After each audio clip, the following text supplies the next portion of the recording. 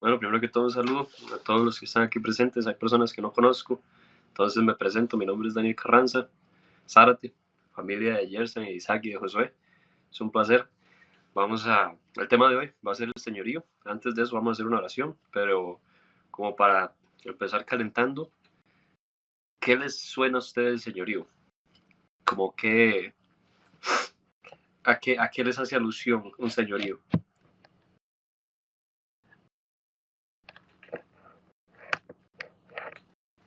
¿Algún voluntario o voluntaria? Bueno, para mí el señorío pues viene de la palabra señor y no sé, poniéndolo en un ambiente como por decir un trabajo, es quien le da a usted las órdenes, las instrucciones o a quien usted tiene que ser, darle las cuentas.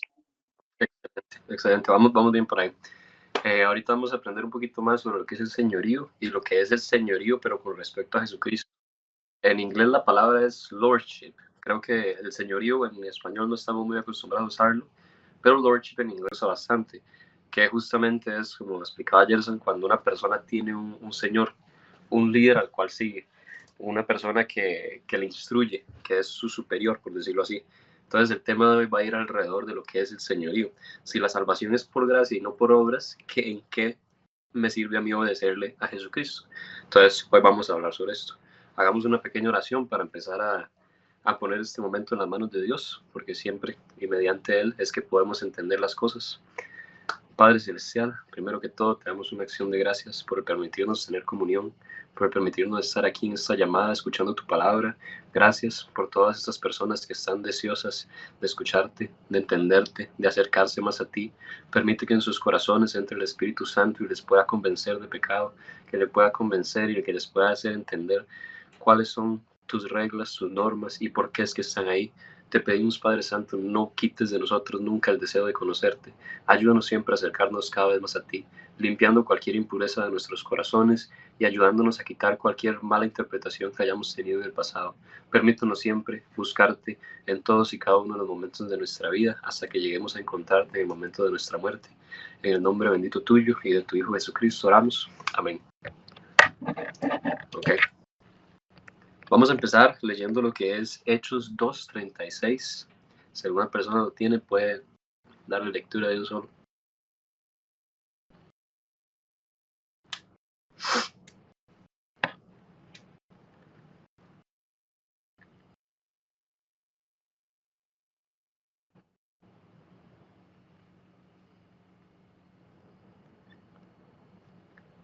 Si no, yo lo puedo leer. Si no, no hay problema. Es Hechos 2:36, pero voy a darle lectura para aprovechar el tiempo. Dice, si lo buscan y lo encuentran para que lo vayan leyendo ustedes también en su Biblia. Por tanto, sépalo bien, todo Israel, que a este Jesús, a quien ustedes crucificaron, Dios lo ha hecho Señor y Mesías. Dios hizo a Jesucristo Señor. Señor y Mesías. Mesías era el que iba a cumplir la profecía de que iba a ser crucificado y ya esa parte la sabemos. Hoy nos vamos a indagar un poco más en la parte del Señor. El señorío es uno de los mensajes centrales de la Biblia. Jesús es mencionado como Señor 92 veces en el libro de Hechos. O sea, cuando uno estudia la Biblia hay una parte que es bastante interesante que es el conteo de palabras y adjetivos que se usan para ciertas cosas. En este caso, a Jesús se le llama Señor 92 veces solamente que el libro de Hechos. Dice que 747 veces en todo el Nuevo Testamento, mientras que es mencionado como Salvador solamente 2 veces en Hechos y 24 veces en el Nuevo Testamento. Ya desde ahí nos vamos dando como un contraste. Salvador se menciona menos veces que Señor. El énfasis bíblico es profundo en el concepto del Señor, del señorío. Señor significa amo, lo que decía Gerson ahora, como un jefe que nos da órdenes. El que dice lo que se debe hacer, el que toma las decisiones. El Señor es la persona que está como encargada de tomar las decisiones de un grupo. El señorío y la salvación son dos cosas que van muy de la mano. Señorío y salvación no se pueden separar. Si usted se para y usted dice, bueno, yo quiero ser salvo, pero no quiero tener a Jesús como mi Salvador, entonces usted no puede acceder a la otra. Si usted no quiere poner a Jesús como su Salvador, no puede llegar a ser salvo. Por eso es que la vez pasada yo les decía, ok, la salvación es gratis. La salvación es completamente gratis. Usted no tiene que hacer nada para ganárselo, ni para mantenerla, porque usted no va de usted, sino que va de Dios, que es un regalo que nos da a nosotros. Sin embargo, el tener a Jesús como nuestro Salvador también implica tenerlo como nuestro Señor. Vamos a indagar un poquito más en esta parte. Dice, el comienzo de la salvación es el reconocimiento del señorío de Jesucristo. Al confesar que Jesús es el Señor, implica una sumisión a su señorío en cada área de nuestra vida. Si Jesús no es Señor de todo, entonces Él no es Señor de nada. Yo no puedo dejar mi vida dividida y voy a decir, bueno, a Jesús lo voy a obedecer cuando estoy en la iglesia, pero cuando estoy afuera, no me importa. O es Señor de todo o es Señor de nada. Usted no puede decir como que, bueno, la mitad mía le va a servir a Dios y va a seguir a Jesús como mi Señor y la otra mitad no. No es posible. Tiene que ser unánime. La entrega a Jesucristo se da por completo. Porque su salvación no se da dividida. Su salvación no se da como de un poquito sí, un poquito no. Estoy medio salvo. La mitad de mi cuerpo se salva, el resto no. la salvación es completa, al igual que el señorío. Me dicen si me están escuchando bien, porque tal vez puede que se corte si no me avisan. No tenemos la opinión de decirlo como Salvador a Jesús, pero no como Señor. La salvación es una propuesta de todo o nada. Dice en Romanos 10:9, si alguien lo tiene, le puede dar lectura.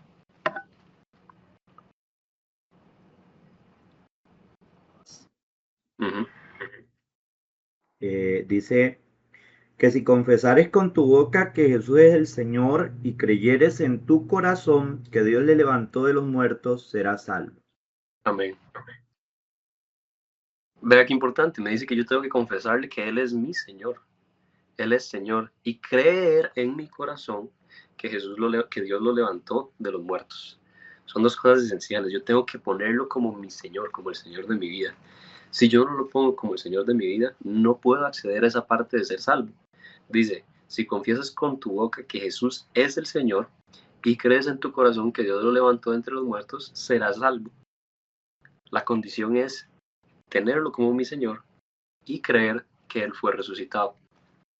El señorío es una demanda de obediencia.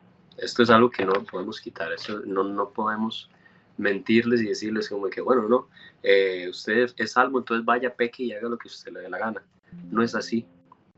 El señorío demanda cierta obediencia. De cualquiera que proclame que Cristo es el Señor, se espera que haga lo que Cristo dice. La fe intelectual y la confianza vacía no son suficientes. Que yo sepa que Jesús murió en la cruz no es suficiente para yo poder alcanzar la salvación. Tampoco una confianza vacía. No me sirve a mí tener como una confianza de, bueno, yo creo que Dios sí murió, que Dios sí mandó a Jesucristo. Bueno, sí, pero lo dejo de lado en mi vida y yo sigo caminando por donde me da la gana. Eso sería una fe falsa. Una fe falsa no te salva, una fe falsa no te va a llevar al cielo, lastimosamente. Si fuera así de fácil de nada más decir yo estoy seguro que Jesús es Señor, ya todos seríamos salvos, confiéselo con su boca y siga con su vida. Pero no es así. Uno tiene que hacerlo de corazón. La fe intelectual no nos sirve y la confianza vacía tampoco es suficiente para entrar al cielo. Entonces, ¿qué? Si decimos que Cristo es nuestro Señor, nuestro estilo de vida debe reflejarlo. La clase pasada yo traté como de comunicar un poco esta parte. Si yo digo que yo soy rico y vivo como pobre, no se va a ser reflejado. Si yo digo que soy cristiano y no reflejo a Jesucristo, entonces no es cierto que soy cristiano. Hay algo que tiene que cambiar en mí, hay algo que tiene que reflejar esa imagen de Cristo.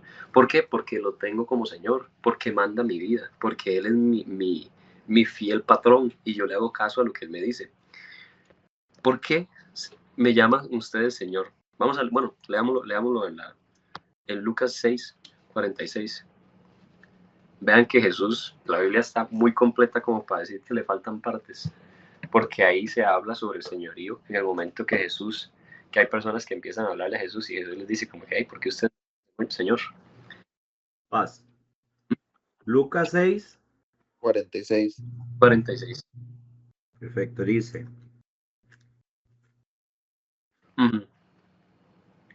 ¿Por qué me llamáis Señor, Señor, y no hacéis lo que yo digo? Amén. Ok, ¿qué está diciendo Jesucristo ahí? La gente lo llama Señor, claro. Es como que yo le diga, profe, o jefe, que yo le diga a mi jefe, jefe, y el jefe me diga, bueno, porque usted me dice jefe si no parece que soy jefe de su vida. También leamos Mateo 7:21, porque el confesar a Jesús como Señor de boca no me sirve de nada si mis acciones no reflejan ese comportamiento. Dice, no todo el que me dice Señor, Señor entrará en el reino de los cielos, sino el que hace la voluntad de mi Padre que está en los cielos. Amén. Aquí no le estamos poniendo condiciones de usted cayó en un pecado, usted no cayó en un pecado. Eso va por aparte. Ahorita mismo estamos hablando del señorío, de si realmente tenemos a Jesús como el Señor de nuestras vidas. El señorío empieza en el corazón. Someterse a Cristo como Señor no significa seguir una serie de leyes religiosas o tradiciones. O sea, no es que yo me vaya al Antiguo Testamento y me ponga a leer todo lo que dice la Biblia que un judío tenía que hacer en su momento. Yo hace poquito iba pasando por Éxodo y hay una parte donde se habla sobre los bueyes, que si usted se encuentra un buey en la calle y es de su hermano y no lo devuelve, se le cobra, y un montón de leyes que son constructos. Pero el seguir las leyes no es necesariamente equivalente al corazón que pase. El corazón, que es básicamente el centro de la vida, de ahí emana nuestra vida. Si nosotros tenemos a Cristo en nuestro corazón, el resto de cosas van a emanar a Cristo también. No sé si me voy dando a entender en esa parte. En realidad, el señorío es algo del corazón. El señorío comienza con una sumisión interna del corazón. Si esto es genuino, eventualmente se manifiesta una obediencia visible. Primero lo pongo como Señor de mi corazón y después viene la manifestación de esa obediencia. Leamos primera de Pedro 3:15.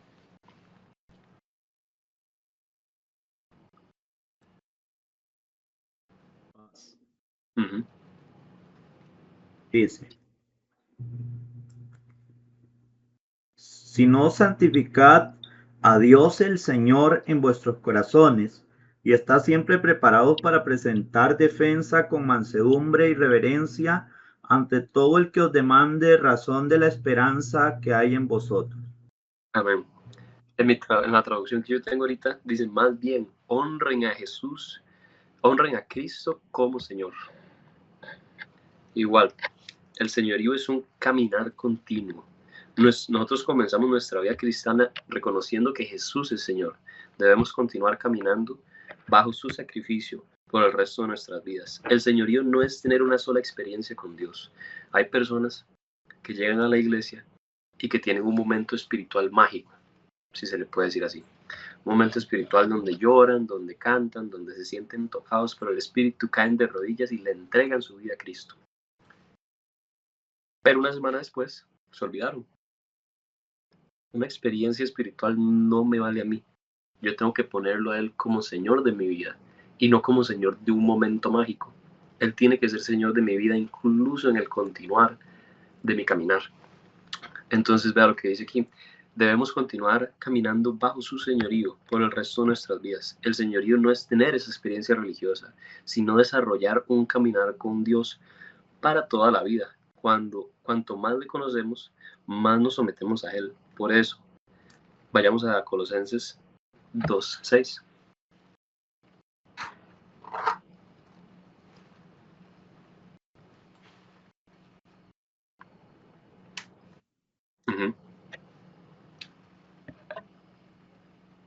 Por tanto, de la manera que habéis recibido al Señor Jesucristo, andad en Él. Amén. La traducción mía es un poco diferente, pero dice lo mismo. Por eso, de manera que recibieron a Cristo Jesús como Señor, vivan ahora en Él. No dice vivieron, no dice vivirán, vivan. Es un verbo continuo, es un verbo que usted tiene que seguir haciéndolo. Vivamos en Él, vivamos en Cristo.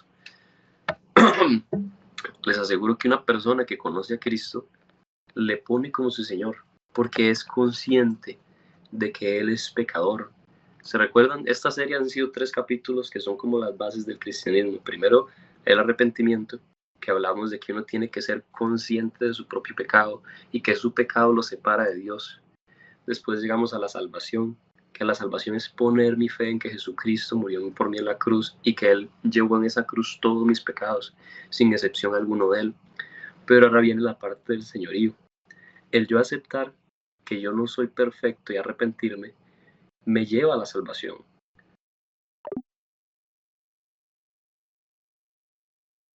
Creo que se salió Isaac. Igual sigue grabando. Listo. Repito nuevamente. Arrepentimiento principal. Yo tengo que reconocer que soy pecador y que tengo necesidad de un Salvador. Mi fe la pongo en Cristo y Él viene a ser abogado delante de mí para poder ir al cielo y soy salvo por medio de Él.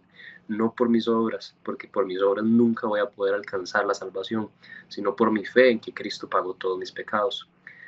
Ahora, como yo tengo fe viviente en eso, lo pongo a Él como Señor de mi vida. ¿Se recuerdan al inicio que decía que era más cantidad de veces lo que lo llamaban Señor a lo que lo llamaban Salvador? Por una razón, porque si yo lo tengo como mi Salvador, Él también es mi Señor.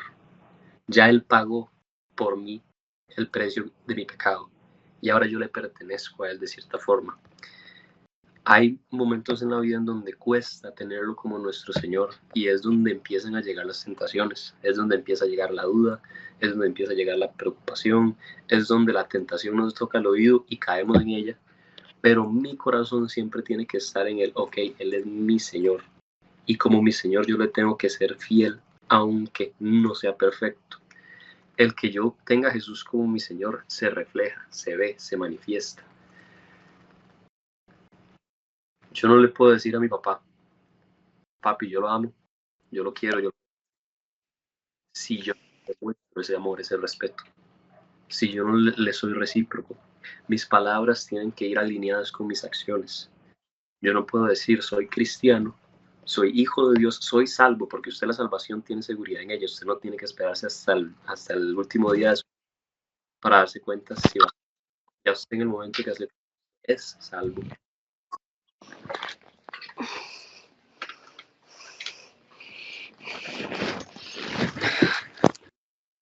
Excelente.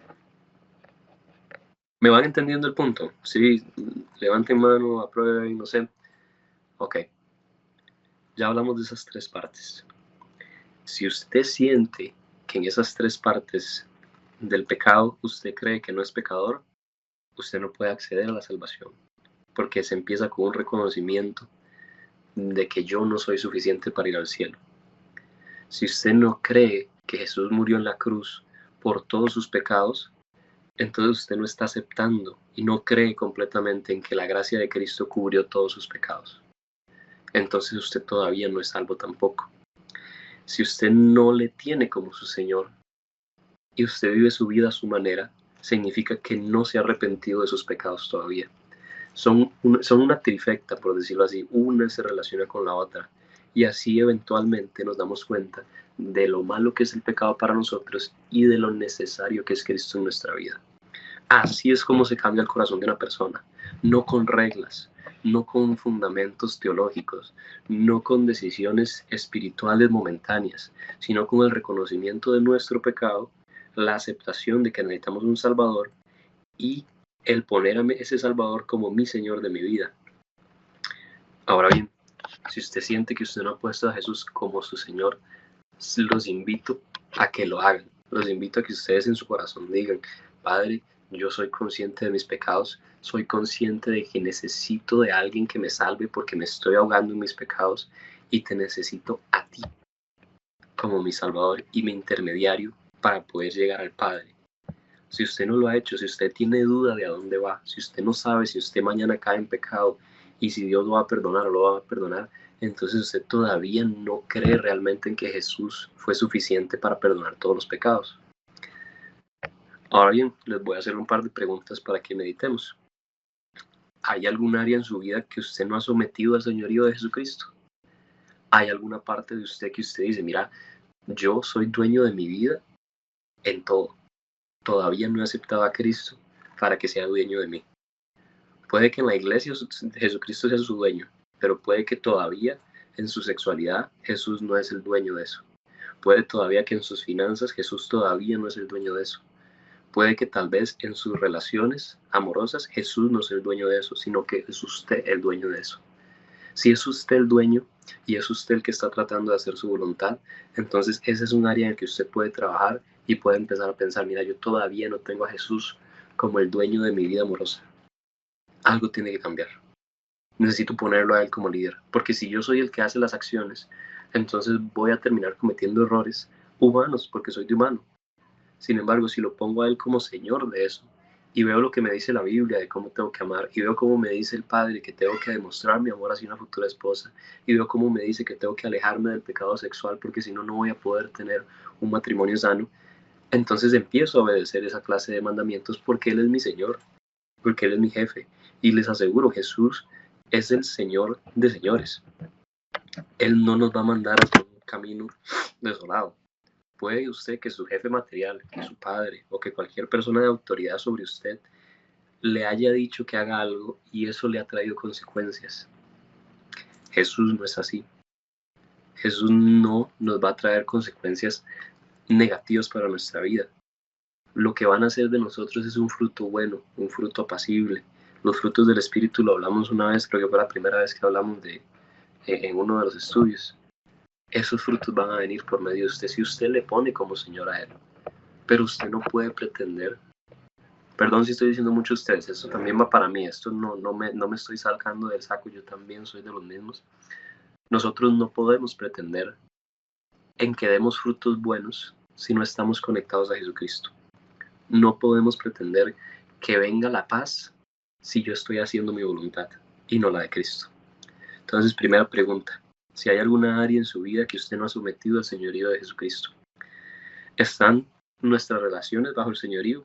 ¿Están nuestras finanzas? Y más importante aún, ¿está nuestro tiempo bajo el señorío de Jesucristo?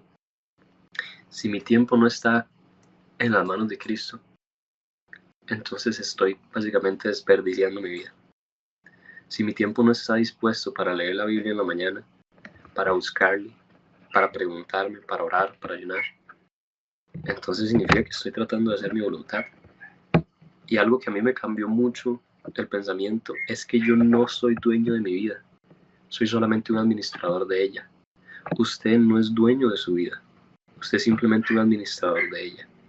Dios nos dio a nosotros la vida para que la administráramos, no para que la poseyéramos.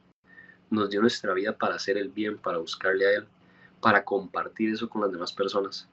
Y si no le estoy dando mi tiempo para hacer eso, entonces estoy haciendo mi voluntad y no la del Padre. Y que yo sepa, cada vez que he hecho mi voluntad me ha salido fatal. Como una última imagen, vamos a tratar de ponerlo así, la cuestión de la salvación y la del señorío. Imagínese que yo tengo una moneda. Voy a buscar una moneda, yo creo que aquí tengo una en el bolso.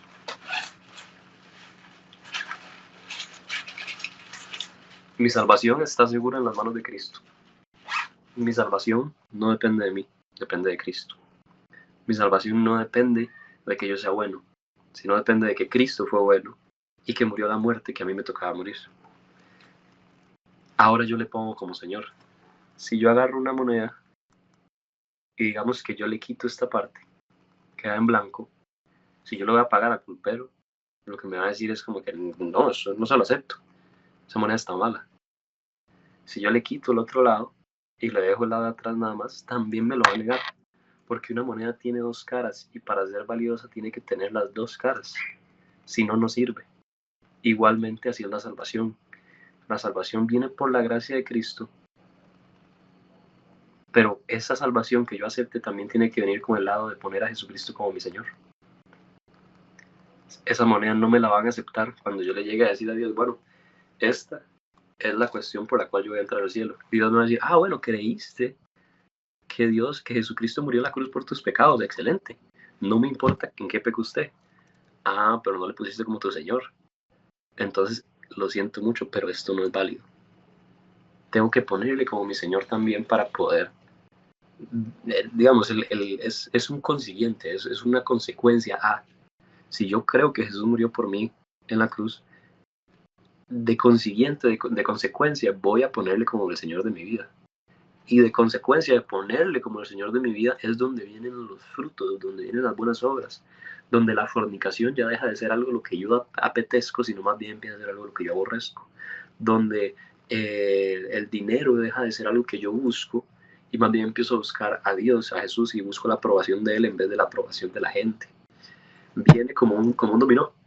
Primero yo entiendo mi pecado, después yo entiendo que Jesús murió en la cruz para salvarme, después yo le pongo como mi Señor y así sucesivamente va cambiando la vida del cristiano. El plan de Dios con la crucifixión de Cristo es que nosotros quitemos el mal del mundo, la forma de Dios para que nosotros nos alejemos del mal. Si yo estoy cayendo en un pecado continuo, constante, y no me siento ni siquiera incómodo con eso, no estoy poniendo a Jesús como mi Señor. Él todavía no es mi Señor, porque si mi Señor me dice no haga eso, yo le obedezco, porque creo que es mi Señor. Entonces, me entienden el punto de lo bimodal que es eso, de la forma bipartita, digamos, dos partes en una sola. Creo que la palabra bipartita no hay, si no me equivoco, no me sé bien el significado, pero entienden que son dos cosas en una sola: señorío y salvación. No sé si en esta parte podemos hacer preguntas, porque básicamente esa es la parte del señorío. ¿Tienen alguna pregunta que quiera hacer? A mí me quedó bastante claro, la verdad está muy interesante. Sí, no sé si alguien más tiene alguna pregunta. Uh-huh. Ok. Yo lo único que puedo decir es que no escuché mucho porque venía un carro y había mucha bulla, entonces tengo que volver a escuchar el estudio. Por dicha Isaac los graba. Sí. Bueno, sí. Está grabando. Como vi que Isaac no tenía internet y eres el que la pone a grabar. Pero bueno, en ese caso, los invito realmente a que lo pongan en su vida. Bueno, Peña.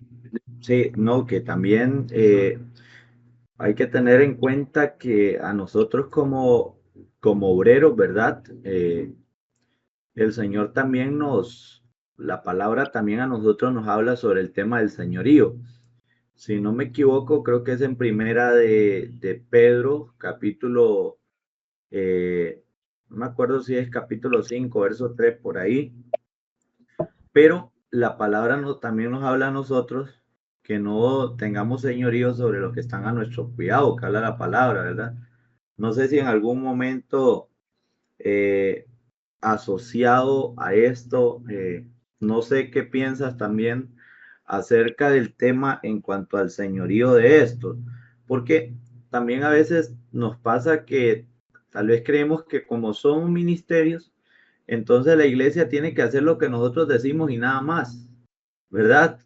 Y eso ha pasado en mucho ministerio, que creo que por ahí viene también el señorío, que ellos se creen dueños, ¿verdad? De los que tienen al cuidado. Y yo creo que ahí también es necesario comprender que simplemente la palabra dice que tenemos nosotros que, ya, y que ciertamente tratar de llevar la grey del Señor, ¿verdad? Bajo el fundamento que es Cristo, pero sin tomar señorío o sin querer mandar, ¿verdad? Creo que eso siempre es algo que, bueno, por ahí hay ciertos obreros que en algún momento, ¿verdad? Quieren hacerlo y entonces es importante tomar eso en cuenta también. Por ende, pensé que tal vez por ahí quería hacer la pregunta, ¿qué opina acerca de ese tipo de señorío que también habla la palabra? Ok. Justo así lo veo yo reflejado, no les voy a mentir, yo es un tema que no he estudiado y cuando yo no estudio un tema, prefiero no responder antes de inventar. Lo que sí sé, y eso se lo es que yo no soy salvo por medio de mi pastor, yo no soy salvo por medio de mi ministro, ni tampoco soy salvo por medio de mis padres, yo soy salvo por medio de Jesús. Y es por medio de Jesucristo al que yo voy a llegar al Padre. Y es a Jesucristo el que la Biblia me dice que tengo que tener como Señor. El pastor no está en una posición de autoridad. El pastor parece estar en una posición de autoridad porque está al frente. Un buen pastor sabe que él es solamente un servidor. El pastor no debe ser un líder autoritario. No, ni siquiera debe de pretender mover las ovejas de un lado para el otro, porque ni siquiera son sus ovejas, son las ovejas de Dios. Entonces un pastor no puede enseñorearse sobre ovejas que no son ni siquiera de él. Nada más las administra, nada más las protege. El pastor no debe estar ahí para la salvación de ninguno.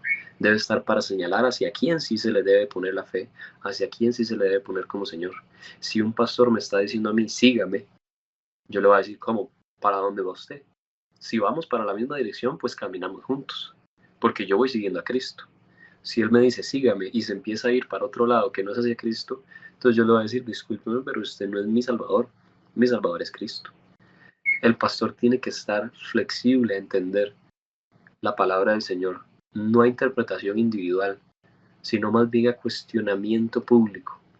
El que a usted le pregunten como pastor, tiene que estar dispuesto a aceptar que tiene un límite de conocimiento, que diga yo no lo sé todo, pero voy buscando a Cristo también. Todos tenemos que estar yendo hacia la misma dirección. Deberíamos estar yendo hacia la misma dirección. Si un pastor se descarría el rebaño. Por eso es que hay que tener tanto cuidado cuando están en un puesto de pastorado o de ministerio alguno, porque el diablo los va a tratar de descarriar a ellos porque sabe que atrás de ellos hay un montón de gente. Es importante que como ovejas, esas ovejas estén dispuestas a seguir al pastor eternal, no material. El material es un servidor que Dios puso bajo administración de ciertas ovejas para que llegara, como por decirlo así, que le va a el pastor es el que ayuda a las ovejas a encontrar la señal hacia Dios. Pero mi pastor no murió en la cruz por mí. El que murió en la cruz por mí es Cristo. Y mi pastor sigue siendo humano, sigue siendo pecador, al igual que yo. Y él también tiene que ser consciente de ese pecado. Yo como joven, que en ocasiones me ponen en puestos de liderazgo, yo tengo que ser consciente que yo a ninguno de los jóvenes los voy a convencer de pecado. El convencimiento lo trae Dios. Yo les puedo dar las herramientas para que lo entiendan, pero Dios es el que trae el crecimiento. La Biblia dice que la semilla es de Dios. Nosotros podemos plantarla y echarle agua, pero de Dios es el crecimiento. Ni siquiera dice que soy yo en mi vida personal el que va a hacer el proyecto, sino que Dios, el cual empezó la buena obra, la va a llevar a terminarla. Entonces no sé si eso responde a la pregunta. Nosotros no somos señores ni de Claro, claro, también es como importante también, ¿verdad? Creo que Isaac leía desde el verso 2, si no me equivoco, y es importante que ahí menciona que el obrero debe ser más bien una guía para la iglesia. O sea, es lo que dice Daniel, ¿verdad? Que tiene que llevar siempre como estar al cuidado. De hecho, la Biblia lo menciona como que tiene que tener cuidado, no teniendo señorío, porque el que tiene señorío, como explicaba Daniel, nada más fue el que se entregó en la cruz, ¿verdad?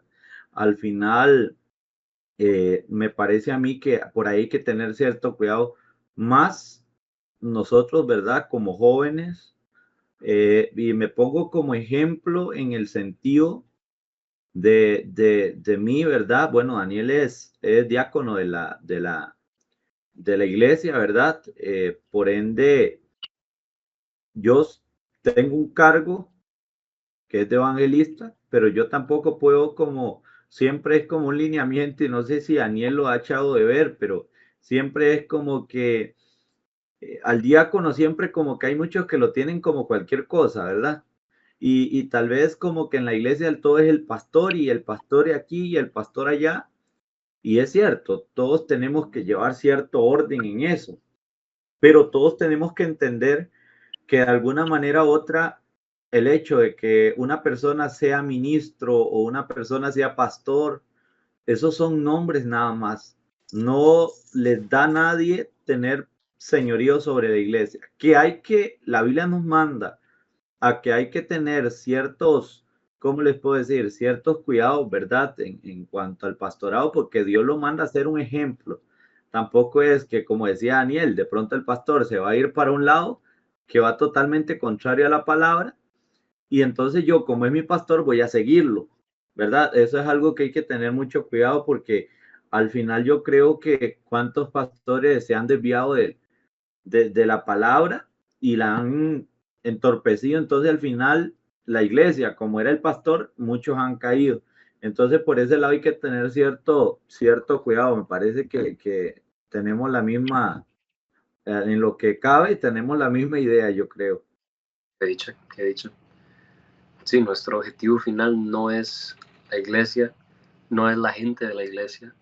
Mi objetivo final no es complacer y no debería ser porque mi identidad está basada en ser hijo de Dios y no en ser el hijo del pastor o ser el hermano de la iglesia o título X, título Z. Ya eso son cosas de hombres. Y justamente a eso también señala Jesucristo en Marcos 7. Hace poquito leía eso. Nosotros como juventud tenemos que estar dispuestos a cuestionar y a preguntar por qué es que las cosas se hacen como se hacen, por qué es que nos enseñan de esta forma, porque yo no puedo tener mi fe en otro hombre, mi fe tiene que estar en Cristo Jesús. La Biblia dice que todos somos caídos de la gracia, así que tanto la persona que está al frente del púlpito predicando como yo que estoy en la banca, estoy caído de la gracia del Señor. Pero existe Cristo y por medio de Cristo es que yo logro entrar a ese redil y volverme oveja.